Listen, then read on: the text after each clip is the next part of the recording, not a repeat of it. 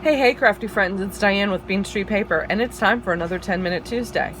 Today, we're going to talk about using up some of those papers in your 12 by 12 paper pads that have the design in the corner, or perhaps have a design that is a circle, or the ones that have, I've already used most of this one, but it had lots of words in the middle, and then just these designs on the corner. And I hate to throw these out. I'm never going to use the words because they're too big for a card, but like they have designs, and sometimes I fussy cut these out and use them, but this one was a little more challenging. I don't really want to fussy cut that out. So let me show you what I've come up with. As you can see, this is the one I made from this paper. I just cut one of the corners, and then I decided bow tying is not my thing. I don't use bows on my cards a lot, so I don't know what possessed me to decide that I was going to try it on this one. But if it was proper, it would be cute. I am not in love with this because I'm not in love with the bow, but I used a sentiment from a Stampin' Up! Stamp set and then just punched it out with a punch. And then I decided, like I said, I didn't like the bows, so I did a simpler one using the fall paper. And this was an older, I still think this was a craft buy from Michael's, but this is from last year, I think. This was holiday harvest time.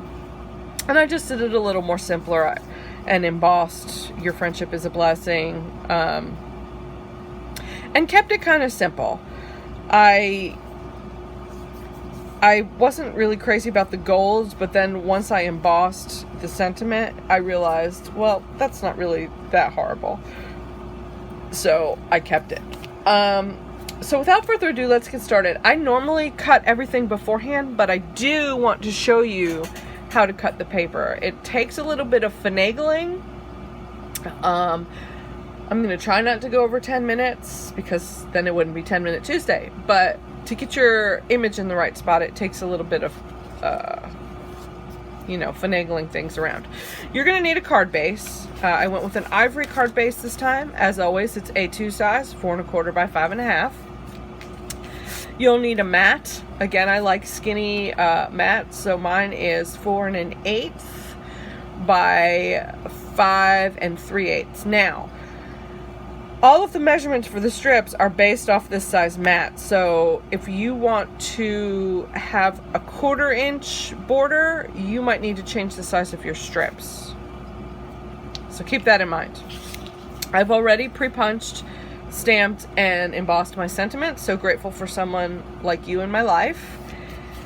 And I have 3 1 1/8 inch strips by 4 7/8 inch. And I'll put all these measurements down below. So we'll need those. But first, I've decided I want to use this image. So I'm going to show you how to cut that. Now, having said that I want to use this image, I also want to use this as my background, like I did in this sheet. As you can see, I just used this one was a little easier because it only had one image on it, but I just used this paper behind it. So I feel like I got my money's worth out of that sheet of paper that I probably wouldn't have used anyway. So I don't want to go cutting into this all willy-nilly because I want to make sure I have at least a card base here. So what I'm going to do is cut from this side and cut my image. Let me bring my paper paper cutter up here and make sure we're in frame. Okay, what I'm going to do first is just slip down the side of this card. And I'm going to cut it at 4 1/2 inches. That way I can work with my image later. Now, I know I need a 4 by 5 1/4 inch base. So I'm just going to cut that out of this. 4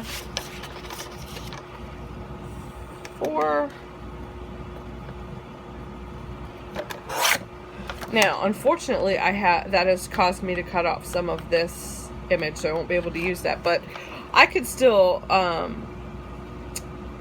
fussy cut this out, this pumpkin, and use it for something. I'm going to trim off this top. And then I'm going to trim it at 5 1/4. And there's my base. That's going to go on my mat. Okay? So that part's done. All right, now I'm going to work with this image. And again, like I said, it's going to take a little finagling. I want to trim as close to the image as I can. Okay? So without cutting off the bottom of the gourds, see, I just trimmed it up closer, and I'm going to do the same thing on this side. Now, I know that I need 3 strips that are 1 inch by 4 3/4 inches. So I'm going to put this in my paper cutter and see where it falls at 4 3/4 inches. Okay. And I don't know if you can see this real good. It looks like that's exactly where I want it, because not only did I not cut off the bottom of my gourds, but my stem is mostly included. So I'm going to go ahead and cut. Okay. Now comes the tricky part. You only need 3 1-inch strips. They have to be consecutive so that the image lines up in your picture. So you can't just cut 1 inch, then start over here and cut 1 inch. They have to be consecutive. So that means I need 3 inches of this image. So what I think I'm going to do is cut until, like, right up to this pumpkin. Okay, and as you can see here, that puts me at like 4 1/8. Right? Oh, I could cut a little bit more. Let's say 4. Okay, so I cut it to 4. Well, I still need to cut 1 inch off so that I can fit this guy in my strips. So let's see what happens when I put it at 3 inches. See, now I feel like that cuts off a little too much of that gourd. So what I think I'm going to do is cut maybe a 1/2 inch from both ends.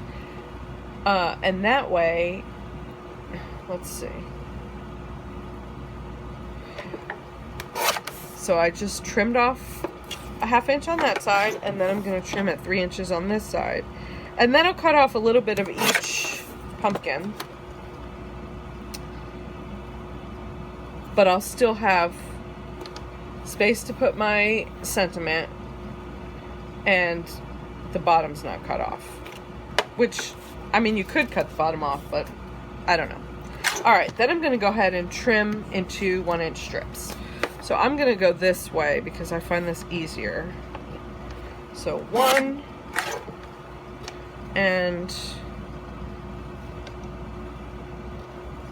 1. Alright, let me get this cutter out of the way because that's really... Okay, so I've got my 3 strips, right? And that's going to be my image. Let me move that guy out of the way. And now we're just going to go ahead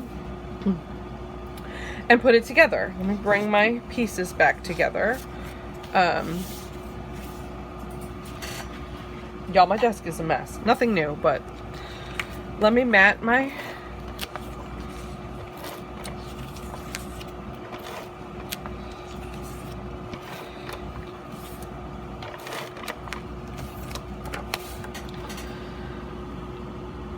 Okay. I'm gonna mat this guy. Done. He's gonna go on my card base.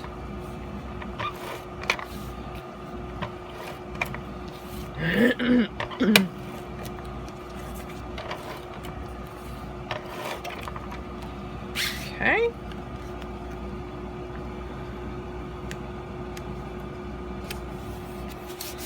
All right.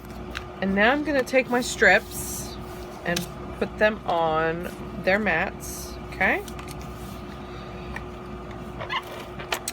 This is not a super difficult card design. It's just finagling the picture that takes the longest, if that makes sense. Okay.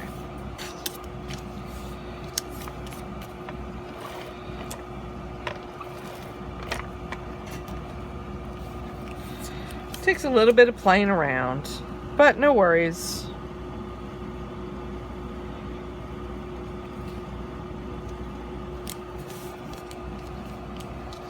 Okay.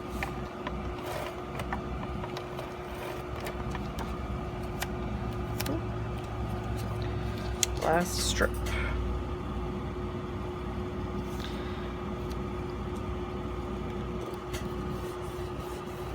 Now what I do is I go ahead and put my base and I lay out my pieces where I want them, so I can make sure they're centered. Okay.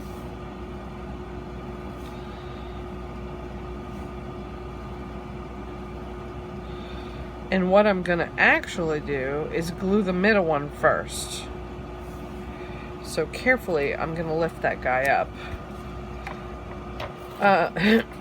It might be easier to use wet glue for some of these, for the strip part, because then you can kind of finagle it a little bit. I'm really loving that word today, finagle. Sorry. Okay, so my middle strip is in place, and then I'm just going to go ahead and do my two side strips.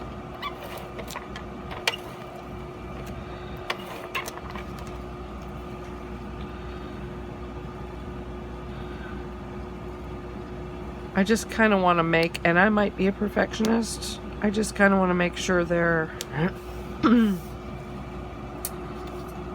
spaced the same, you know? Now, I did not intend to put a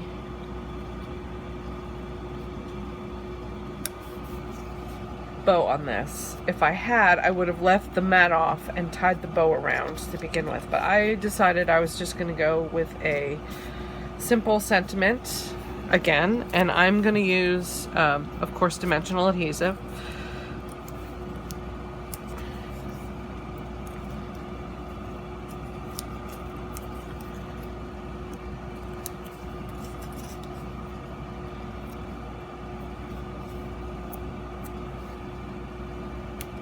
Okay. Ooh, I went a little bit over 10 minutes, guys. Sorry. But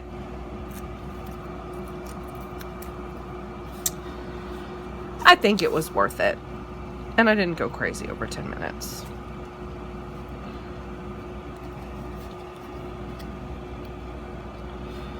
Okay, and I'm just going to kind of